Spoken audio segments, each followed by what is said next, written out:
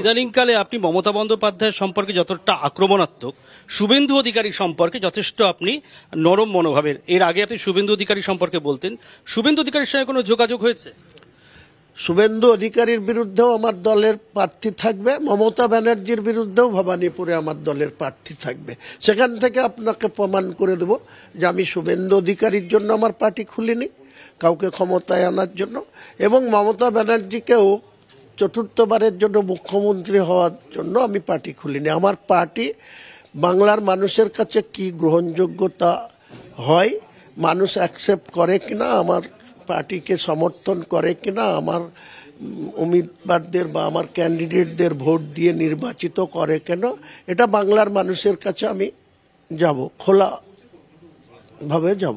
কিন্তু আপনার বিশ্বাসযোগ্যতা নিয়ে একটা প্রশ্ন তো উঠছেই, বারবার দল বদল, রং বদল, মানে কেউ কেউ আপনাকে বলছে গিরগিটির সমান। আচ্ছা, বাংলায় রাজনীতির আজকের দিনে বামফ্রন্টের বিমানবাবু বা সূর্যকান্ত মিশ্র বা সুজন চক্রবর্তী এই কয়েকজন ব্যক্তিকে বাদ দিলে কি নামটা উচ্চ রাখলেন কেন? যোগাযোগ হয়েছিল, ফোনে কথা হয়েছে? বললাম তো, এই নেতাদের কথা বাদ দিলে, কমিউনিস্ট পার্টির যারা বর্তমান নেতা আছে তাদের বাদ দিলে, তারা সারা জীবনভর মার্ক্সবাদী কমিউনিস্ট পার্টি করছে, 34 বছরের সরকার চালিয়েছে, আজকে তারা 14 বছর ধরে বিরোধীতে আছে, তাদের কথা ছেড়ে দেন। বাকি যাদের কথা বলছেন যে শুধু হুমায়ুন কবির, বিহারের মুখ্যমন্ত্রী নীতিশ কুমারকে পল্টুরাম বলা হয়, তিনি কি রেজাল্ট করে দেখালেন? এইসব যারা আদর্শবান নেতা তাদের নাকে ঝামা ঘষে দিয়েছে। তাহলে আগামী দিনে হুমায়ুন কবির কোথায় কি দল করেছে, আমি টানা 1982 সাল থেকে 2012 সালের 20 নভেম্বর পর্যন্ত 30 বছর জাতীয় কংগ্রেস করেছি। তারপরে সেই দল থেকে রিজাইন দিয়ে আমি তৃণমূল কংগ্রেসে জয়েন করেছিলাম। তৃণমূল কংগ্রেস আমাকে 25 ফেব্রুয়ারি 2015 তৎকালীন মহাসচিব আজকের পার্থ বাবু, তিনি আমাকে বিনা নোটিশে বহিষ্কার করেছিলেন। তো আমি একজন রাজনৈতিক ব্যক্তি, কেউ যদি আমাকে ঘাড় ধাক্কা দেয় তাহলে আমাকে তো কারোর সঙ্গে যেতেই হবে, কারোকে হাত ধরতেই হবে। এবারেও আমাকে আপনারা জানেন যে 1.5 বছর ধরে তৃণমূলের নেতৃবর্গরা এ থেকে বি সবার কাছে বারবার আমি বিনয় করেছি যে আমি একজন দলের বিধায়ক, আমার নিজের সিটে যেভাবে আমার সঙ্গে দুর্ব্যবহার করা হয়েছে মুর্শিদাবাদ জেলার নেতৃবর্গরা, আর তারাদের মদত করে গিয়েছে এই সর্বোচ্চ নেতা নেত্রীরা, তার যোগ্য জবাব দেওয়ার জন্য আমি তৈরি হয়ে আছি। আগামী দিন 22 তারিখে সবাইকে আপনাদেরকে ইনভাইট থাকলো, বহরমপুরে আসেন, লাখো লোকের সামনে আম জনতার পার্টি হিসেবে আমাদের নেত্রীর মুখে তো বলেন মা মাটি মানুষের পার্টি, বা মা মাটি মানুষকে প্রণাম করেন, নমস্কার করেন। উনি 20 মে 2011 যখন মুখ্যমন্ত্রী শপথ নিয়েছিলেন, বলেছিলেন প্রতি সানডেতে, প্রতি শনি রবিবারে উনি কালীঘাটে আম জনতার সঙ্গে দেখা করবেন। আজকের দিনে মমতা ব্যানার্জি একটা বিধায়ককে দেখা করার সময় পান না, তার ক্যাবিনেটের সদস্যদের 5 মিনিট সময় দেন না। এইসবের জবাব দেওয়ার জন্যই হুমায়ুন কবিরের পার্টি। এসব ফেক কথাবার্তা না বলে কোনো স্পেসিফিক যদি প্রমাণ দিয়ে দেখাতে পারে যে হুমায়ুন কবির কোনো RSS বা কোনো টেররিস্টরা বা কোনো বাইরের কোনো উগ্রপন্থী সংগঠনের সঙ্গে বিন্দুমাত্র কোনো রিলেশন আছে, আমি 28 September 2025 by air Kolkata airport থেকে ঢাকা গেছিলাম। 10 অক্টোবর আমি ঢাকা থেকে রাজশাহী থেকে নবাবগঞ্জ হয়ে মালদার মেহেদিপুর বর্ডার হয়ে বিকেলে ফিরেছি। BSF এপারের বর্ডারের অফিসাররা এবং ওপারে পদ্মার ওপারে বাংলাদেশের যে বর্ডার গার্ডের অফিসাররা সবাই আমাকে খুব সম্মান দিয়ে ওপার থেকে এপারে দিয়েছে। যদি কারো সন্দেহ থাকে, যদি আমার বিরুদ্ধে কোনো কিছু করতে চাই, যে কোনো সিআইডি, আইবি, ইন্টেলিজেন্স ডিপার্টমেন্ট আমার বিরুদ্ধে তদন্ত করতে পারে, আমি সেটা ফেস করতে পারি। ইদানিংকালে আপনি মমতা বন্দ্যোপাধ্যায় সম্পর্কে যতটা আক্রমণাত্মক, শুভেন্দু অধিকারী সম্পর্কে যথেষ্ট আপনি নরম মনোভাবের। এর আগে আপনি শুভেন্দু অধিকারী সম্পর্কে বলতেন, শুভেন্দু অধিকারীর সঙ্গে কোনো যোগাযোগ হয়েছে?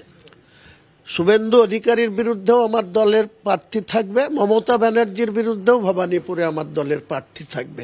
সেখান থেকে আপনাকে প্রমাণ করে দেব যে আমি শুভেন্দু অধিকারীর জন্য আমার পার্টি খুলিনি, কাউকে ক্ষমতায় আনার জন্য, এবং মমতা ব্যানার্জিকেও চতুর্থবারের জন্য মুখ্যমন্ত্রী হওয়ার জন্য আমি পার্টি খুলিনি। আমার পার্টি বাংলার মানুষের কাছে কি গ্রহণযোগ্যতা হয়, মানুষ অ্যাকসেপ্ট করে কিনা, আমার পার্টিকে সমর্থন করে কিনা, আমার উম্মিদবারদের বা আমার ক্যান্ডিডেটদের ভোট দিয়ে নির্বাচিত করে কেন, এটা বাংলার মানুষের কাছে আমি যাব, খোলাভাবে যাব।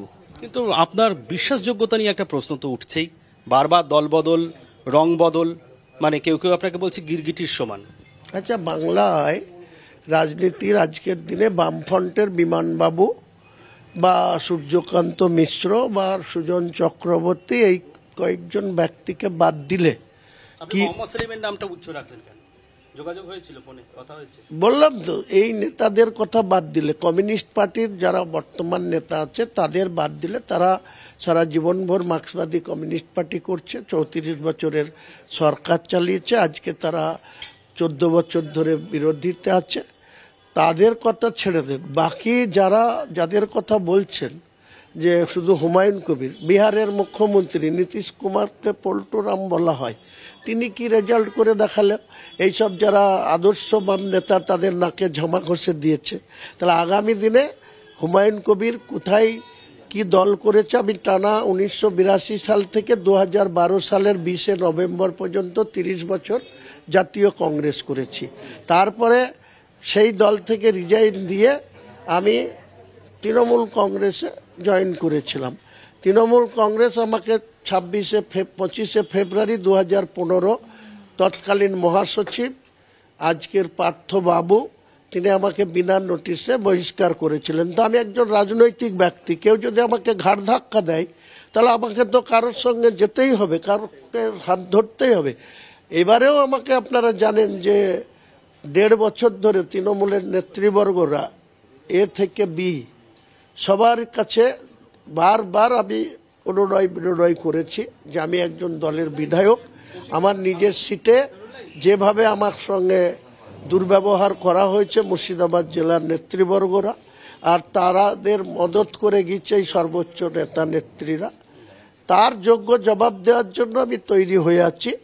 আগামী দিন 22 তারিখে সবাইকে আপনাদেরকে ইনভাইট থাকলো, বহরমপুরে আসেন, লাখো লোকের সামনে আম জনতার পার্টি হিসেবে আমাদের নেত্রীর মুখে তো বলেন মা মাটির মানুষের পার্টি, বা মা মাটি মানুষকে প্রণাম করেন, নমস্কার করেন।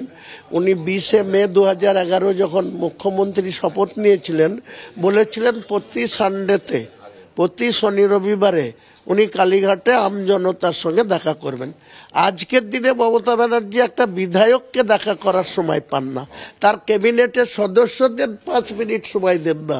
এইসবের জবাব দেওয়ার জন্যই হুমায়ুন কবিরের পার্টি। আপনাকে অসংখ্য ধন্যবাদ। এই মুহূর্তে হুমায়ুন কবিরের খুব টাইট একদম শিডিউল রয়েছে। তিনি কিছুক্ষণ আগে রাজ্য কমিটির বৈঠক করে আসলেন, কোথায় কাকে দায়িত্ব দেওয়া যায় সে বিষয়ে আমরা পরে যাব। কিন্তু আপাতত হুমায়ুনদার আগামী পথ যাতে শুভেচ্ছা রইল তার জন্য, এবং সেই পথ কণ্টকাকীর্ণ না হোক, কুসুমাস্তীর্ণই হোক। আপনারা দেখুন আজ তাক বাংলা।